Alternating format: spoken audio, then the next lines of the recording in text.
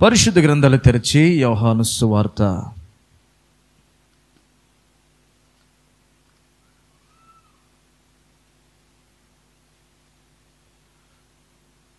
15వ అధ్యాయం. యోహాను సువార్త 15వ అధ్యాయం 1-2 వచనాలు, ఆ తదుపరి 8వ వచనం, ఆ తదుపరి 16వ వచనాన్ని కూడా చదువుదాం. నేను నిజమైన ద్రాక్షవల్లిని, నా తండ్రి వ్యవసాయకుడు. నాలో ఫలింపని ప్రతి తీగెను ఆయన తీసి పారవేయను. ఫలించు ప్రతి తీగె మరి ఎక్కువగా ఫలింపవలెనని దానిలోని పనికిరాని తీగెలను తీసివేయును. 8, మీరు బహుగా ఫలించుట వలన నా తండ్రి మహిమపరచబడును. ఇందువలన మీరు నా శిష్యులగుదురు. 16, మీరు నన్ను ఏర్పరచుకొనలేదు. మీరు నా పేరట తండ్రిని ఏమి అడుగుదురో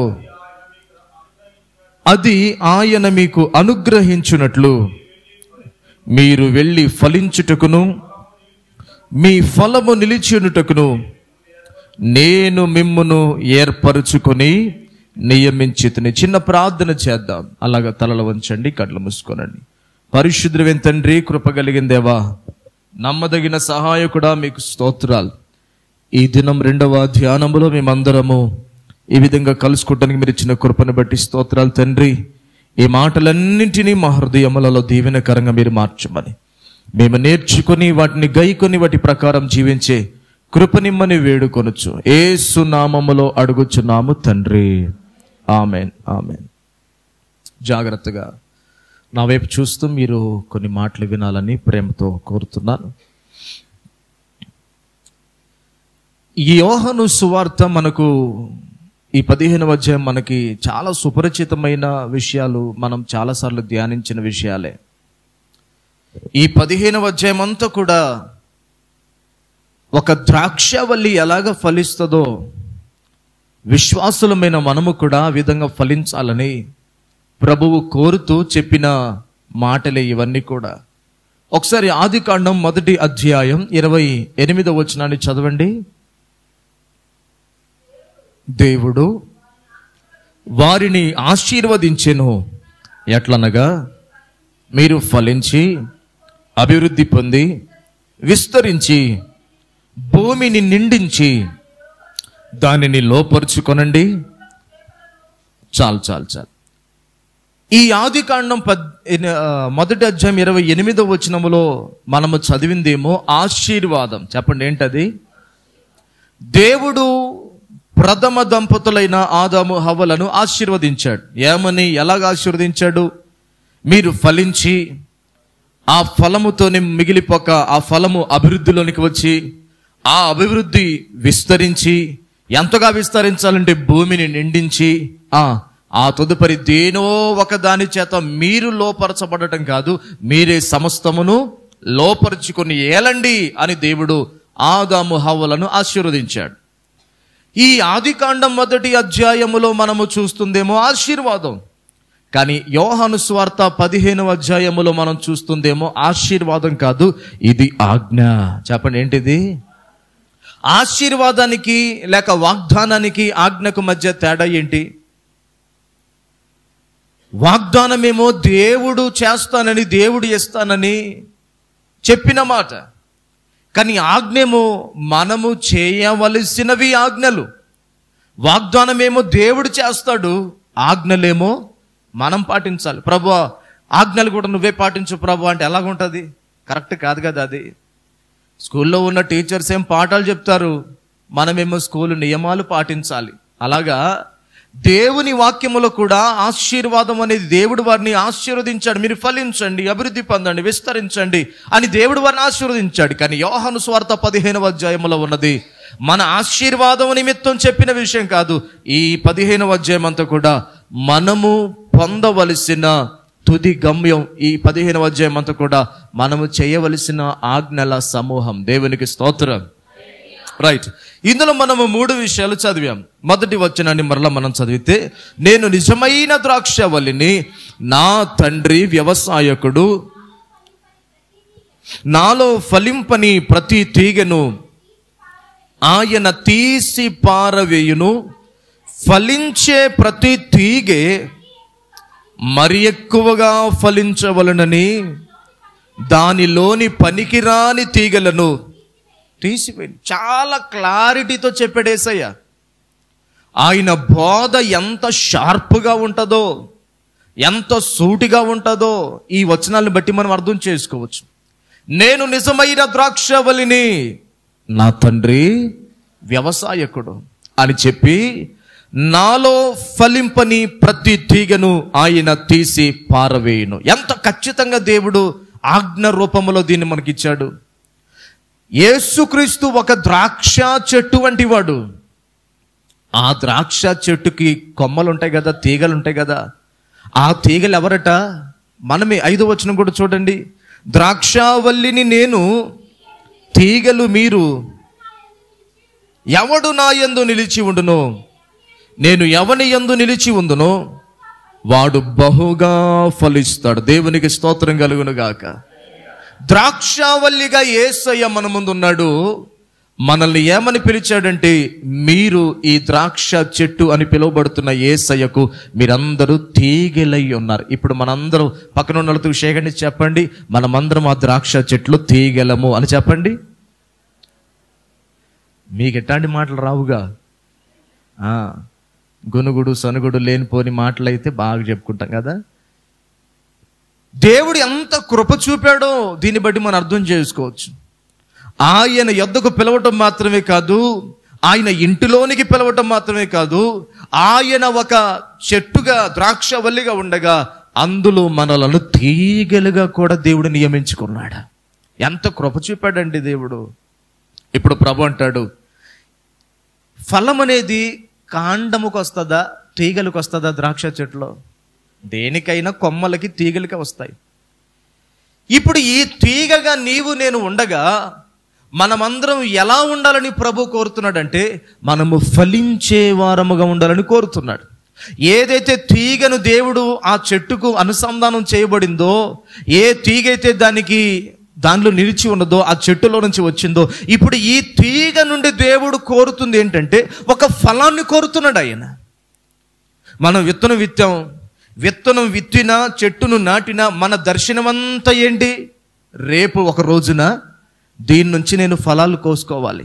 ఒక మామిడి చెట్టు విత్తనాన్ని, ఆ చెట్టును మనం నాటినా, లేకపోతే ఇంకా దేని విత్తనాన్ని విత్తినా, మనము ఏదో కొంచెం అలా ఎదిగి ఆకులు వస్తే, కాండం వస్తే చాలే అనుకో. మనం ఎవరు కూడా దాని నుంచి ఒకనాడు ఖచ్చితంగా ఫలాన్ని ఆశిస్తాం. ప్రభు కూడా తనలో మనలను ఒక తీగగా ఆయన నియమించుకున్నప్పుడు మనలో నుండి కూడా దేవుడు ఏం కోరుతున్నాడంటే, ఈ ప్రతి తీగలో ఫలాలు కనపడాలని ఆయన కోరుతున్నాడు. ఇంతకీ ఫలించాలి, ఫలింపని తీగే, ఫలించు తీగే అని రాయబడిన ఈ మాటలన్నిటిలో అసలు నిజానికి మనం ఫలించడం అంటే ఏంటో ఒక మాట చదువుదాం. చూడండి, గలతీయులకు రాసిన పత్రిక 4వ అధ్యాయం 19వ వచనాన్ని చదువుదాం. 4:19. నా పిల్లలారా, క్రీస్తు స్వరూపము మీ యందు ఏర్పడు వరకు మీ విషయమై మరలా నాకు ప్రసవ వేదన కలుగుచున్నది. దేవునికి స్తోత్రం కలుగును గాక. గలతీ సంఘముతో అపోస్తలుడైన పౌలు గారు చెబుతుంటాడు, పిల్లలారా, మీ విషయమై నాకు మరలా ప్రసవ వేదన కలుగుతోంది. సేవకునికి సంఘాన్ని బట్టి ఏం కలుగుతుందట? ప్రసవ వేదన. ఎప్పుడు కూడా ఒక స్త్రీ, నెలలు నిండిన సహోదరి ఎప్పుడైతే తన కుమారునికో కుమార్తెనికో జన్మనిచ్చే క్రమంలో ఏ విధంగా నొప్పులు పడుతుంటాదో, ఏ విధంగా యాతన పడుతుంటాదో, ఏ విధంగా ఇబ్బంది పడుతుంటాదో గలతీ సంఘమును బట్టి అపోస్తలుడైన పౌలు గారికి కూడా ప్రసవ వేదన కలుగుతుంది అన్నాడు. దేని గురించి ప్రసవ వేదన? ఇందులో రోగాలు తగ్గని వాళ్ళు ఉన్నారా? రోగాలు తగ్గాలని ప్రసవ వేదన, ఇండ్లు రావాలని ప్రసవ వేదన, అద్భుతాలు జరగాలనే ప్రసవ వేదన, లేకపోతే అందరూ కూడా క్షేమంగా ఉండాలనే ప్రసవ వేదన, అందరూ అందరూ ధనవంతులు అవ్వాలనే ప్రసవేదన, సంఘాన్ని గురించి పౌలు గారికి కలుగుతున్న ప్రసవేదన ఏమిటంటే వారందరిలో కూడా క్రీస్తు స్వరూపము ఏర్పడాలి అనేదే అపొస్తలుడైన పౌలు గారి ప్రసవేదన. గట్టిగా చప్పలు కొట్టి దేవుని నామమును గానపడదాం. గట్టిగా కొడితే లేదు మానేయండి. హల్లెలూయా. నిజమైన సేవకుడి వేదన, భారం, బాధ్యత ఇదే కదా. ఓ 10 మంది విశ్వాసులు ఉండగా 10 మంది ఎంతో కొంత ఇచ్చేవారై ఉండగా వారి చేత పోషించబడుతూ తన జీవితాన్ని గడుపుకునేవాడు కాదు సేవకుడు అంటే. ఎవరైతే యేసు ప్రభు రక్తములో కడగబడ్డారో, ఎవరైతే యేసు నద్దుకు వచ్చారో, ఎవరైతే సంఘములో స్థిరపరచబడ్డారో, ఇప్పుడు వారు తీగలుగా ఉన్నారు. ఆ తీగలలో నుండి రావలసిన ఫలం ఏమిటంటే ప్రతి విశ్వాసి, ప్రతి యవనుడు, ప్రతి స్త్రీ, ప్రతి పురుషుడు వారిలో కనబడవలసిన ఫలం ఏమిటంటే ప్రతి ఒక్కడు ఒక్కొక్క యేసులా మారాలి. ఆమేన్, హల్లెలూయా. ఇక్కడ మనలో నుండి రావలసిన ఫలం ఏమిటంటే మనము యేసయ్య స్వరూపంలోనికి రావాలి. 2, ఆయన లైఫ్ స్టైల్ మనలో కనపడాలి. ఆయన జీవన విధానం మనలో కనపడాలి. ఈ 2 ఎప్పుడైతే మనలోకి వస్తాయో మనము ఫలించిన వారమని వాక్యం చెప్తుంది. నిజంగా ఒక్కసారి ఆలోచన చేయండి. ఒక విత్తనాన్ని మనం విత్తాం, అది 2-3 రోజులకి కిందికి వేరు తన్ని పైకి ఎలా ఎదుగుతూ అంకురం వచ్చి పైకి అలా కనబడుతుంది. ఆ స్టేజ్ నుండి మొక్కగా ఎదుగుతుంది, అక్కడి నుంచి ఇంకొంచెం ఎదుగుతుంది, అక్కడి నుంచి పూత పడే స్టేజ్కి లేకపోతే పూలు పూసే స్టేజ్కి వస్తుంది, అక్కడ నుండి ఫలం వచ్చే స్టేజ్కి వస్తుంది. ఇప్పుడు మనందరూ కూడా ఫలించాలి అని ప్రభు కోరుకుంటున్నాడు కదా. ఆ ఫలించడం అంటే ఏమిటని చెప్పాను నేను మీకు. యేసయ్య స్వరూపం మనలో కనపడాలి, మనలోనికి రావాలి. అదే మనం ఫలించడం అంటే. ఇప్పుడు నేను చెప్తాను, ఫలించాలని ఇక్కడ కూర్చున్న మనందరం కూడా ఎప్పుడైతే యేసయ్యను రక్షకునిగా అంగీకరించి మనము బాప్తిసం పొందామో అప్పుడు ఒక విత్తనముగా విత్తబడ్డట్టు.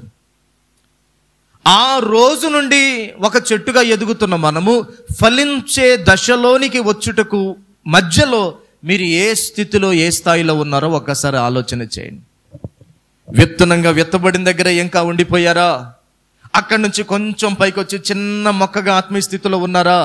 అక్కడి నుంచి ఇంకొంచెం పైకి ఎదిగి ఒక చెట్టుగా, మొక్కగా, చెట్టుగా తయారయ్యారా?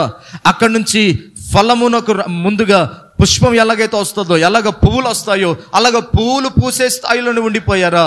దానిని దాటుకొని ఫలించే స్థాయికి ఎదిగారా? మీ ముందున్న ప్రశ్న. మీరు ఏ స్థితిలో ఉన్నారు ఆత్మీయతలో? ఏదో ఆదివారం వచ్చేసాం, అలాగా వచ్చి కూర్చున్నాం, కాసేపు 4 పాటలు పాడాం, దేవుని వాక్యాన్ని ధ్యానించాం, తోచిన కానుక వేశాం, పాస్టర్ గారితో ప్రార్థన చేయించుకుని ఇంటికి వెళ్ళిపోయాం. ఇది సరిపోదు ప్రియులారా. వాక్యం చాలా స్పష్టంగా చెప్తోంది, నాలో ఫలింపని ప్రతి తీగను నా తండ్రి తీసి పారవేస్తాడా. అంటే విశ్వాసులుగా మన ముందున్న ఒక బాధ్యత, కర్తవ్యం, ఒక దర్శనం ఏమిటంటే మనందరం కూడా యేసయ్యలో నిలిచి ఉండి ఫలిస్తేనే ఆయన రాజ్యములో ఉంటాం. లేకపోతే ఒకనాడు ఖచ్చితంగా కత్తిరించి వేయబడతాం. సుమా, మేము బాప్తిసం పొందామండి, మేము రక్షణ పొందామండి, మేము చర్చికి వెళ్తామండి, మా ఇంట్లో దేవుని వాక్యం రాసి ఉంటుందండి, మా బండి మీద సిలువ స్టిక్కర్ వేసి ఉంటుందండి, మాకు జపదండ ఉందండి, అప్పుడప్పుడు మేము చర్చికి వెళ్తామండి, జనోపస్టికి కానుకిస్తామండి. ఇవేమీ కుదరవు. యేసు ప్రభుకు రక్షకునికి దగ్గరకు మనం వచ్చి రక్తములో కడగబడిన తర్వాత మనలో ఉన్నటువంటి ఇక తుది గమ్యం ఏమిటంటే, మనం చేరుకోవలసిన స్థాయి ఏమిటంటే మనలో ప్రతి ఒక్కరిలో కూడా యేసయ్య స్వరూపం మనలో కనపడాలి. ఆమేన్, హల్లెలూయా. అది వస్తేనే ప్రభు ఆశించిన ఫలము మనలో కనపడినట్టు. ఇప్పుడు యేసయ్యలా నీవు నేను మారటమే ఫలించడం అంటే, అది జరగాలంటే ఏమి చేయాలో కూడా అక్కడ చెప్పాడు. ఆ 15వ అధ్యాయంలో నేను చూస్తే 5వ వచనంలో అంటాడు చూడండి, 4వ వచనం, నా యందు నిలిచి ఉండుడి. ఎక్కడ ఆగుతా? అందరు నాతో ఈ మాట చెప్పండి, నా యందు నిలిచి ఉండుడి, మీ యందు నేనును నిలిచి ఉందును. మనము దేవుని యందు నిలిచి ఉంటే ఆయన కూడా మన యందు ఉంటాడట. ఇప్పుడు ఈ రెండిట్లో మొదట జరగాల్సిన పని దేవుడు మన యందు ఉండటమా, మనం దేవునిలోనికి వెళ్ళటమా? చాలా మంది, ప్రభా నాలోనికి రా ప్రభా, నా స్థితిని మార్చు ప్రభా, నా జీవితాన్ని మార్చు ప్రభా, ఓ దీర్ఘ ప్రార్థనలు చేస్తారు. కానీ వాళ్ళ జీవితం మారకపోవడం గల కారణం చెప్పనా, ముందు వారు ప్రభువులో సరిగ్గా ఉండకపోవడమే.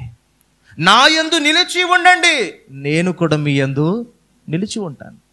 మనము ప్రభు యొద్దకు రాకుండా, ప్రభులో ఉండకుండా, ప్రభు వాక్యంలో ఉండకుండా, ప్రభు సన్నిధిలో ఉండకుండా, ప్రభు యొక్క దైవికమైన అనుభవాలని గుర్తెరగకుండా, ప్రభు ఇస్తున్న దర్శనం మన భారం గుర్తెరగకుండా, ప్రభులో మనము నిలబడకుండా, ప్రభు మనలో ఉండాలంటే ఎలా కుదురుతుంది చెప్పండి? నా యందు నిలిచి ఉండండి, నేనును మీ యందు నిలిచి ఉంటాను. దానికి తర్వాత అంటాడు, తీగె ద్రాక్షావల్లిలో నిలిచి ఉంటేనే గాని తనంతట తానే ఎలాగ ఫలింపదో, నా యందు నిలిచి ఉంటేనే గాని మీరును ఫలింపరు. తీగలు మీరు. ఎవడు నా యందు నిలిచి ఉండునో, నేను ఎవని యందు నిలిచి ఉంటానో వాడు బహుగా ఫలించును. నాకు వేరుగా ఉండి మీరు ఏమీయూ చేయలేరు. దేవునికి స్తోత్రం కలుగును గాక. చాలా ఖండితంగా క్లారిటీగా చెప్పాడు యేసయ్య. మనము యేసయ్యలో నిలబడాలి, నిలిచి ఉండాలి. వచ్చిపోయే చుట్టంలా కాదు, ఆయనతో ఒక మంచి బంధం మనం కలిగి ఉండాలి. ఆయనతో మనకు ఒక మంచి అనుబంధం ఉండాలి.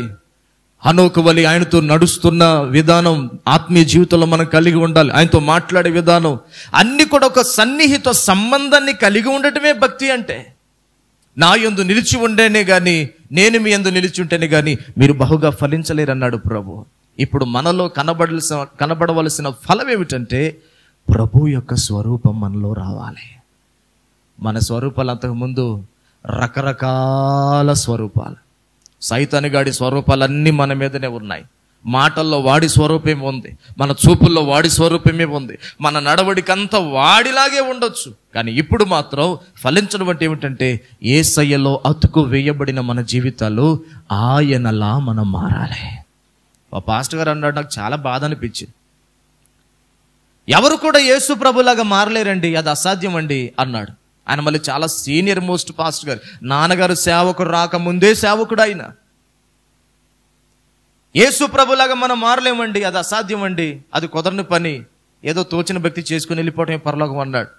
ఈ వాక్యం ఏం చెప్తుంది? మీ యందు క్రీస్తు స్వరూపము ఏర్పడి వరకు మీ నిమిత్తమై నాకు ప్రసవేదన అన్నాడు పౌలు గారు. అదే పౌలు గారు మరొక చోట చెప్పిన సత్యం ఏమిటి? నేను క్రీస్తును పోలి నడుచుకున్న ప్రకారము మీరు నన్ను పోలి నడుచుకోనండి. ఆయనలాగా మారాలనేదే. ప్రియుడా నిన్ను చూడాలని, ప్రియ నీ వలెనే మారాలని. ఎలా మారాలి? మనం యేసయ్యలాగా మారాలి. అలా మారాలంటే ఇప్పుడు ఒక షరతు ఉంది మన ముందు. ఇటు చూడండి, తీగలోనికి నీరు రావాలా వద్దా? తీగలోనికి జీవం రావాలా వద్దా? తీగలోనికి ఇవన్నీ రావాలంటే అది ముందు దేని మీద ఆధారపడాలి? చెట్టు మీద ఆధారపడాలి. ఆ చెట్టు ఏదైతే వేర్లతో నీరును, జీవాన్ని, మినరల్స్ని పైకి లాగుకుంటుందో ఆ జీవమే, కాండములోనికి వచ్చిన జీవమే, చెట్టులోకి వచ్చిన జీవమే తీగల్లోనికి ప్రవహిస్తుంది. అంటే మనలోనికి దేవుని జీవం, దేవుని ఆత్మ, దేవుని యొక్క వాక్యం, దేవుని అభిషేకం మనలోనికి ప్రవహించాలంటే ముందు మనం ఎవరితో కనెక్షన్లో ఉండాలి? యేసయ్యతో కనెక్షన్లో ఉంటేనే అవన్నీ ప్రవహిస్తాయి. ఒక్కసారి కత్తిరించి చూడండి, కొన్ని అయితే ఏదో మొహం మడిచినట్టే ఎండిపోతాయి ఎమ్మటి ఆకులు, ఎమ్మటి వడబడటం మనం చూస్తాం. కొన్ని రోజుల తరబడిన తర్వాత ఎండిపోతాయి. ఈ ఎండిపోవటం మాత్రం వెంటనే జరగదు, కానీ కొంతకాలానికి జరుగుతుంది. అలాగని యేసు ప్రభుకి వేరైపోయిన జీవితాలు కొంతకాలం బాగుండొచ్చు, కొంతకాలం పచ్చగానే అనిపించవచ్చు, కొంతకాలం సజీవంగానే కనిపించవచ్చు, కానీ ఒకనాటికి ఎండిపోతాయి వారి జీవితాలు. అది ఆధ్యాత్మికంగా తీసుకోనండి, శారీరకంగా తీసుకోనండి. ఎవరి జీవితాలు యేసయ్యతో పెనవేయబడతాయో, యేసయ్యతో అతుకు వేయబడతాయో, యేసయ్యపై ఆధారపడతాయో, యేసయ్యపై ఆనుకుంటాయో, యేసయ్యలో నిలిచి ఉంటాయో, వారి జీవితంలోనికి ఆయన జీవం, ఆయన వాక్యం అది ప్రవహించి వారు ఫలించటానికి దారి చూపుతాయి. దేవునికి స్తోత్రం కలుగును గాక. అంటే మనం తీగగా ఉన్న మనము కంప్లీట్గా ఎవరి మీద ఆధారపడాలి? ఖచ్చితంగా ద్రాక్షావల్లిని నేను అన్నాడు కదా, ఆయనపై ఆధారపడితే తప్ప మనం ఫలించలేం. మొదటి మాట, మనము ఫలించాలి. ఆమేన్ చెప్పండి. ఇన్ని రోజులు మన భక్తిని ఒకసారి మనం రికార్డు తీసి చూసుకుంటే మనలో ఎవరి స్వరూపం ఉంది ఇప్పటికీ? ఒకసారి ఇర్మియా గ్రంథంలోనికి రండి,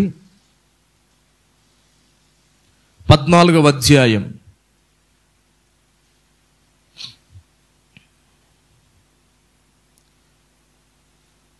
3వ వచనం చూడండి. వారిలో ప్రధానులు బీదవారిని నీళ్లకు పంపుచున్నారు, నీళ్లు దొరకటలేదు. వట్టి కుండలు తీసుకుని వారు మరలా వచ్చుచున్నారు. సిగ్గును అవమానమును నొందిన వారై తమ తలలు కప్పుకొనుచున్నారు. దేశములో వర్షము కురవకపోయినందున నేల చీలియున్నది కనుక సేద్యము చేయువారు లేళ్ళు పొలములో ఈని గడ్డి లేనందున పిల్లలను విడిచిపెట్టుచున్నవి. గాలి పీల్చుచున్నవి. మేత ఏమీయు లేనందున వాటి కన్నులు క్షీణించుచున్నవి. ఎక్కడొక మాట, ఇశ్రాయేలు ప్రజలను దేవుడు ఎంతగా ఆశీర్వదించాడో మనకు తెలుసు. కానీ అదే ఇశ్రాయేలు ప్రజలు కుండ పట్టుకొని నీళ్ల దగ్గరికి పోతే, ఒక చెరువు దగ్గరికి పోతే కూడా ఆ చెరువులో నీళ్లు లేక ఒట్టి కుండతో పోయి ఒట్టి కుండతో వెనక్కి రావటం జరుగుతోందట. ఇంకా ఏమన్నాడు? దేశములో వర్షము కురవకపోయినందున నేల చీలి ఉన్నది, సేద్యము చేసేవారు సిగ్గుపడి తలలు కప్పుకొనుచున్నారు. లేళ్ళు పొలములో ఏనటానికి ఈనుతున్నాయి కానీ గడ్డి లేకపోయేసరికి పిల్లలను విడిచిపెట్టుచున్నవి. అడవి గాడిదల చెట్లు లేని మెట్టల మీద నిలువబడి నక్కల వలె గాలి పీల్చుచున్నవట. మేత ఏమీ లేదట పశువులు కూడా కనీసం.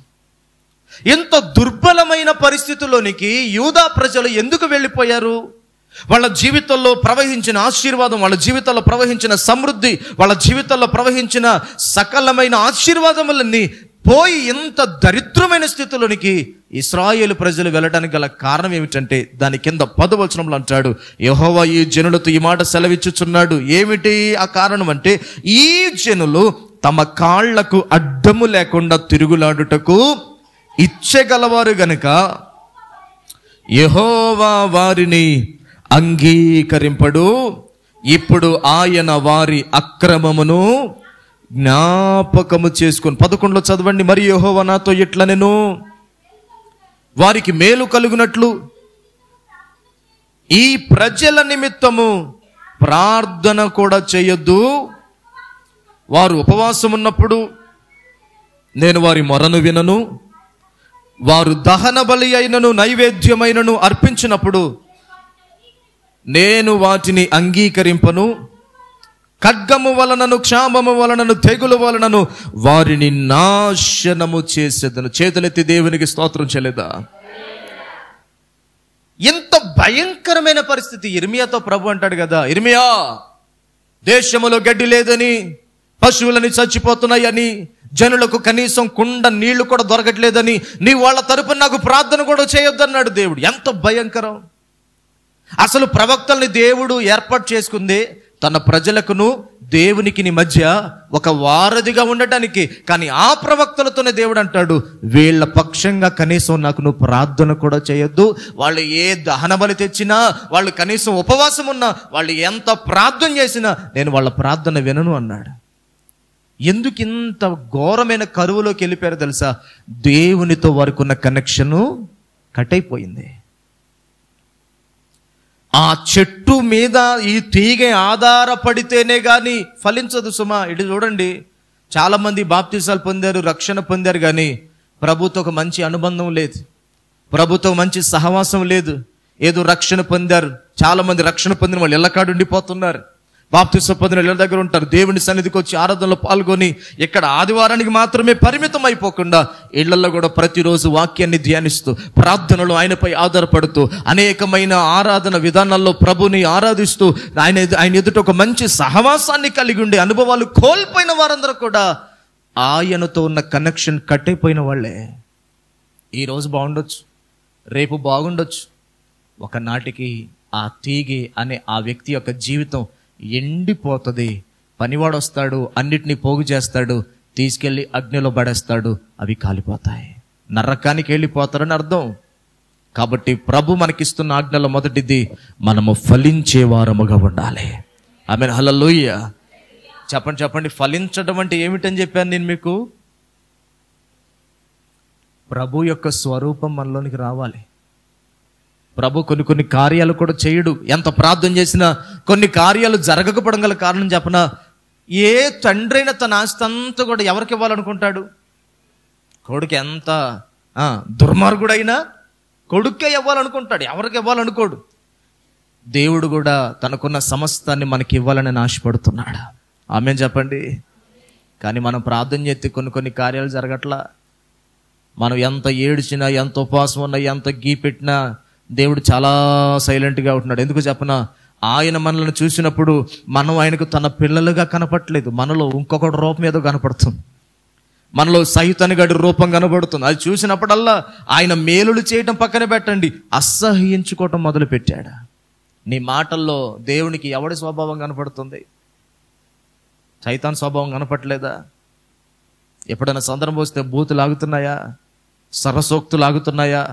లేనిపోని దూషణ మాటలు ఆగుతున్నాయా? నిందల మాటలు ఆగుతున్నాయా? నీ వైపు చూడగానే ఈ భౌతిక దేహం కనబడుతుంది అనుకోకండి. ఎప్పుడు నా గురించి మీరు ప్రభుకి సాక్ష్యం చెప్పాల్సిన అవసరం లేదు, మీ గురించి ప్రభుకి నేను సాక్ష్యం చెప్పాల్సిన అవసరం లేదు. ఎందుకంటే మన గురించి మనం చెప్పుకోవడానికంటే ముందు మన హృదయ లోతులో ఏముందో మొత్తం ఆయనకు తెలుసు. హల్లెలూయా. అన్నీ ఆయనకు తెలుసు కనుక ఇక మళ్ళీ నేను అలా ప్రభా ఎలా ప్రభా పరిసైడ్ చేసిన రాంగ్ అదే. ఏమన్నాడు? నేను దొంగని కాదు, అన్యాయస్తుని కాదు, పక్కనున్న ఈ సొంకర్ లాంటి అసలే కాదు, ఇవన్నీ చెప్పుకోండి. ఎందుకంటే ప్రభుకి ఆల్రెడీ తెలుసు కనుక మళ్ళీ నేనంటే అది ఇదని చెప్పుకోవాల్సిన అవసరం లేదు. అక్కడే ఫెయిల్ అయిపోయాడు పరిసయ్యుడు. చాలా మంచి భక్తి జీవితం కలిగిన వాడే. ఈరోజు నేను మీతో చెప్తున్న సత్యం ఏమిటంటే, మనము ఫలించాలి. ఈ సంఘం యొక్క దర్శనం, ఈ బోధ యొక్క దర్శనం కూడా ఒకటే. మీకు పొలాలు రావాలి, ప్లాట్లు రావాలి, ఇక్కడ సుఖంగా బతకాలి, ఇది కాదు దీని దర్శనం. మనమందరం ప్రభు రాకడలో ఎత్తబడుటకై ప్రభు యొక్క స్వరూపమును ధరించిన వారముగా మనము మారుదుముగాక. ఆయన రాకడలో వచ్చి పెండ్లి కుమార్తె రమ్ము అని పిలవగా ఆయన రూపమును ధరించుకున్న వారమై ఆయన యొద్దకు ఎక్కిపోయే స్థితికి మనము చేరాలి. ఇప్పుడు 8వ వచనం మరలా మనం చదవండి. అదే యోహాను సువార్త 15:8. మీరు బహుగా ఫలించుట వలన నా తండ్రి మహిమపరచబడును, ఇందువలన మీరు నా శిష్యులగుదురు. చాలు. మొదటిగానేమో ఫలించాలి అన్నాడు. ఫలించని ప్రతి తీగె బ్రతిమలాడబడును అనలేదు. ఫలించని ప్రతి తీగెను కత్తిరించి తీసి పడవేస్తాడు ఆయన. మొదటగానేమో ఫలించాలి, రెండవదిగా మీరు బహుగా ఫలించాలి. చెప్పండి అందరు చెప్పండి. మనము బహుగా ఫలించాలి. మొదటి అనుభవం ఏమో అసలు ఫలించే లెక్కలోనికి రావటం, రెండవ అనుభవం ఏమో మనం బహుగా ఫలించాలి.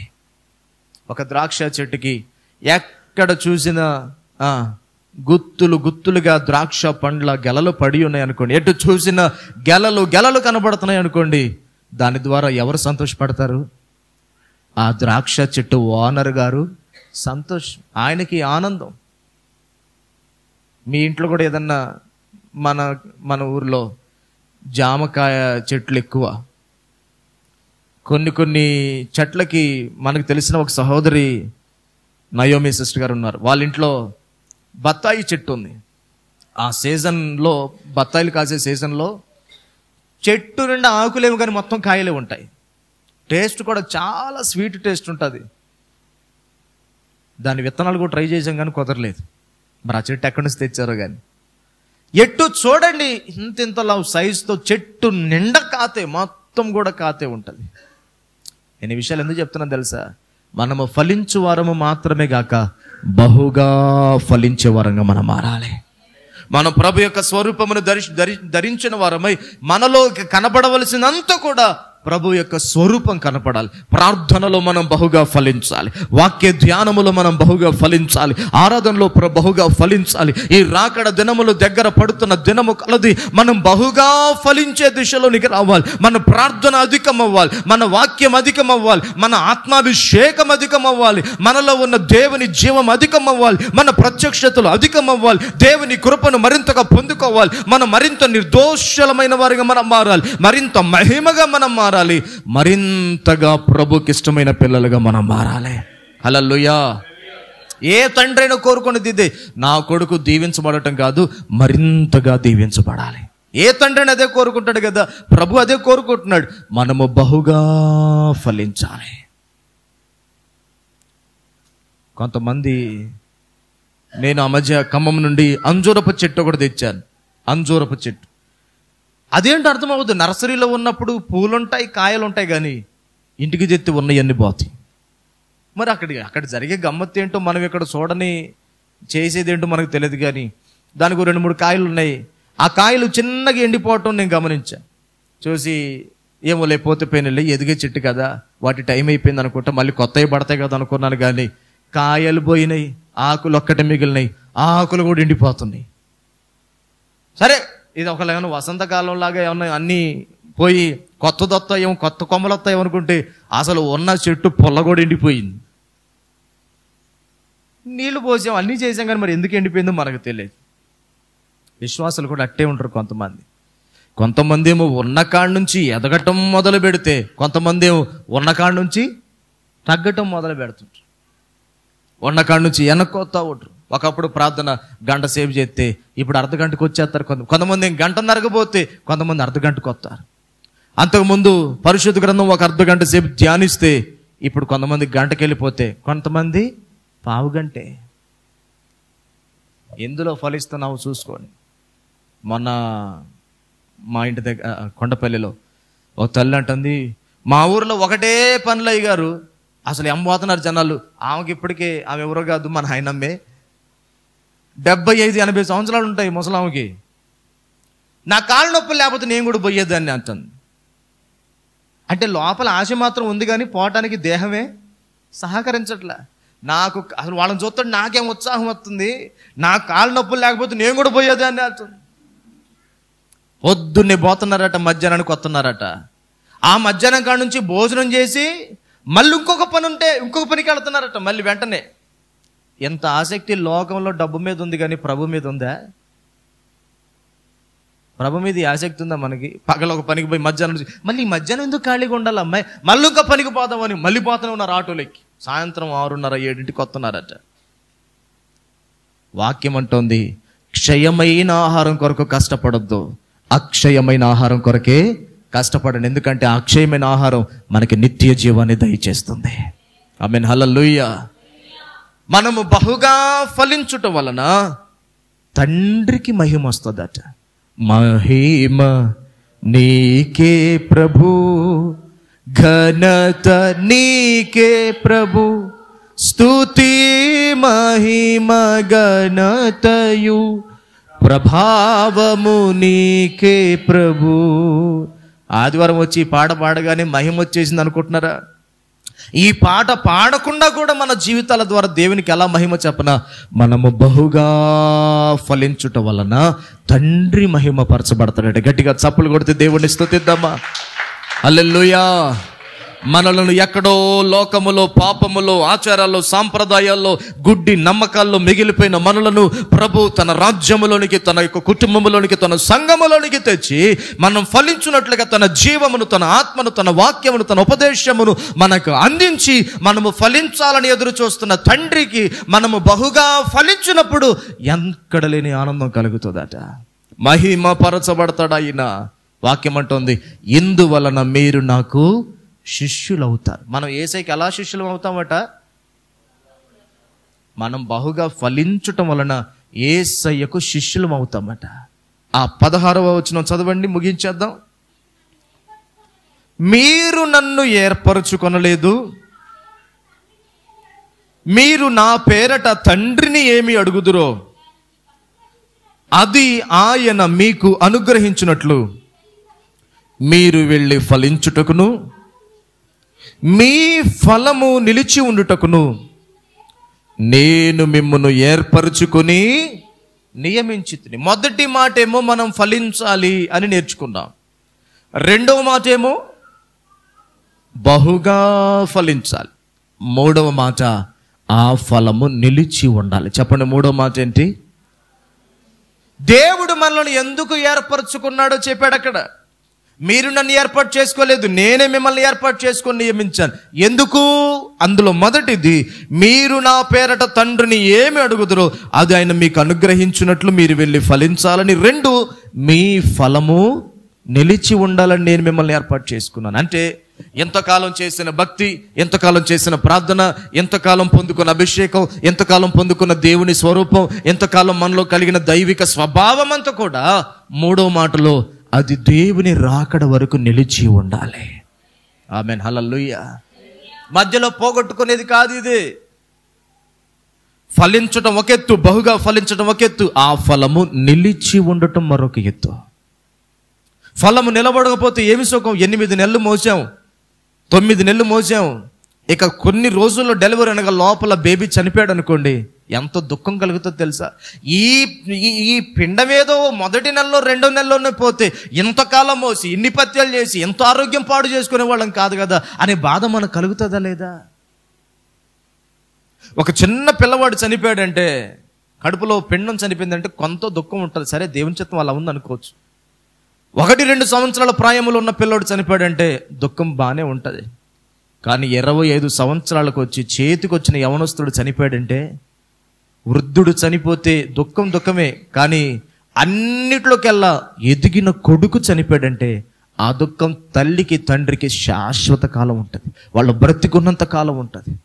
నేను ఏమంటున్నానంటే, మనం కూడా ఎంతకాలం భక్తి చేసి, ఎంతకాలం ప్రార్థనకు వచ్చి, ఎంతకాలం ఆరాధన చేసి, ఎంతకాలం ఆత్మాభిషేకం పొందుకొని, ఎంతకాలం ప్రత్యక్షతలు తెలుసుకొని, ఎంతకాలం మర్మములు విని, ఎంతకాలం దేవునితో ఎదిగి రేపటి రోజున ఏదో ఒకనాడు మనము ప్రభుని విడిచిపెట్టే వారుగా ఉండాలనేది ప్రభు చిత్తం కాదు.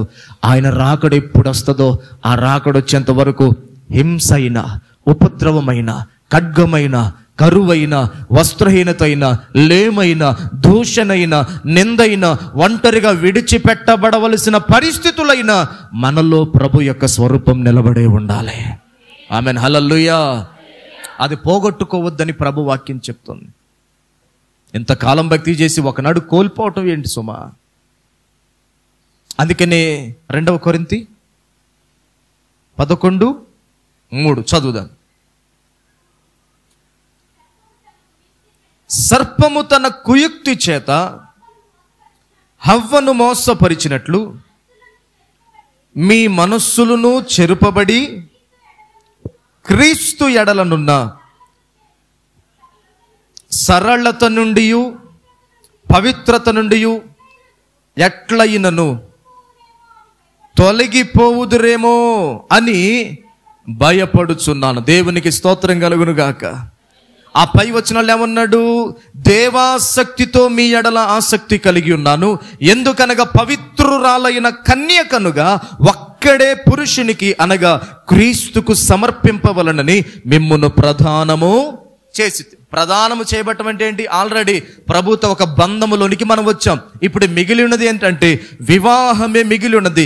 ఈ లోపు ఒక ప్రమాదం పొంచి ఉంది. జాగ్రత్తగా వినండి సంగమా, ఈ లోపు ఒక ప్రమాదం పొంచి ఉంది. ఏమిటా ప్రమాదం అంటే, సర్పము తన కుయుక్తి చేత హవ్వను మోసపరిచినట్లు మీ మనస్సులు కూడా చెరపబడతాయేమో.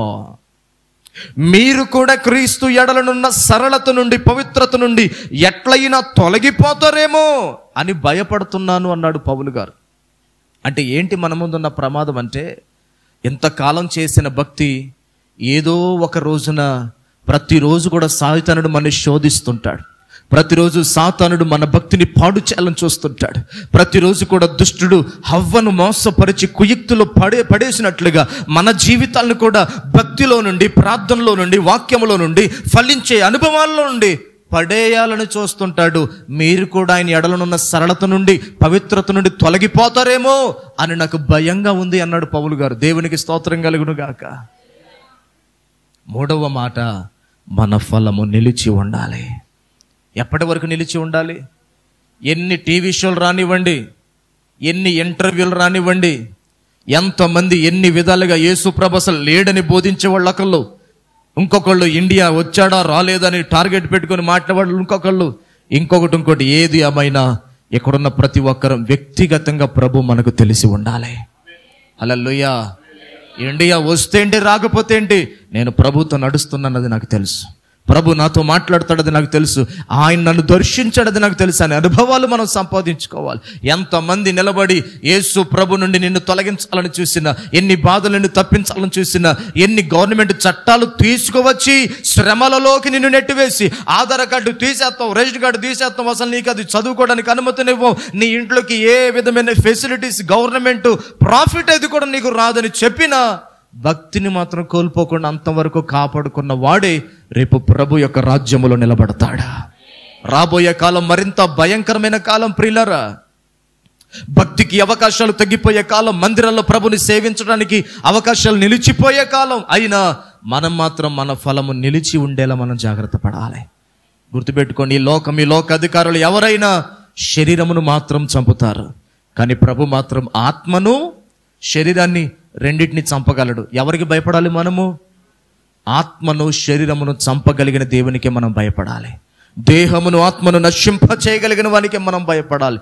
ఆయన ఎదుట కోరిన రీతిగా ఫలించే అనుభవంలో, బహుగా ఫలించే అనుభవంలో, ఫలము నిలిచి ఉండే అనుభవంలో మనందరం నిలబడినప్పుడు ప్రభు మనలో ఉండి, మనము ప్రభులో ఉండి ఆ సార్థకతలోనికి, ఆత్మానుభవములోనికి మనం నడిపించబడ్డప్పుడు నిజంగా మనలో ప్రభు కోరిన స్వరూపం కనపడుతుంది, ప్రభు యొక్క పోలిక మనలో కనపడుతుంది. మనలను చూడగానే యేసు ప్రభు నమ్మిన వారు అనుకుంటా అనే మాట అన్యజనులే చెప్పేలా మన స్థితిగతులు మార్చబడును గాక. మనం బహుగా ఫలించుదుము గాక. ఆయన స్వరూపం మనలో కనబడును గాక. విశ్వాసంతో అందరూ తలలు వంచి కళ్ళు మూసుకోనండి.